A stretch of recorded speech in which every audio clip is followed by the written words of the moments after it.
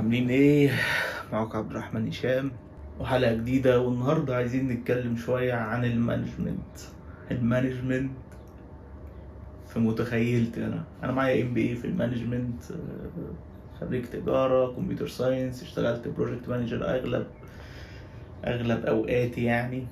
فانا بدعي شوية ان انا بفهم شوية في الموضوع ده، وعلى اساس الموضوع ده اقدر اجي اقول لك ان اغلب، مش كل طبعا، اغلب البروجكت مانجرز اللي شغالين في السوق ما يفهموش حاجة بجد.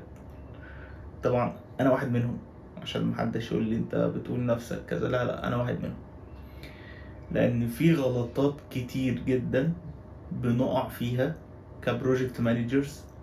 سيبك من الكتب، سيبك من الميثودولوجيز، سيبك من اي حاجة. عدم مقدرتك على فهم المان باور اللي تحتيك، الناس اللي تحتيك، هي أول طريق الفشل. عدم مقدرتك على فهم الريكويرمنتس 100%، مش 99%، 100%، ده تاني طريق الفشل. عدم مقدرتك على فهم مدى الخطر للوقت، ده تالت طريق الفشل.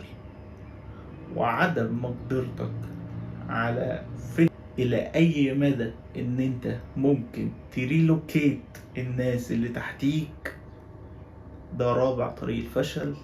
آخر طريق فشل هو عدم مقدرتك لفهم البادجت وتوزيعها صح. أنا تقريبا واحد من الناس خسران ما يقارب 1,000,000 جنيه تقريبا، وعدم إدارتها بالطريقة الصحيحة. كنت بدعي إن أنا فاهم، طبعا مع خبرة الحياة لقيت إن هو لأ، في كوارث بتحصل من ناحية عقود as a legal، من ناحية حاجات كتير جدا. تمام. هبتدي أقول لكم قصص ستوريز لمشاريع أنا عملتها. دي كانت مقدمة للبلاي ليست، وإن شاء الله نبتدي ننزل فيديو وأشوفكم في حلقة جديدة. الحلقة التانية إن شاء الله كده تنزل بكرة ولا بعد، أنا نشوف الدنيا تنزل إمتى. يلا، سلام عليكم.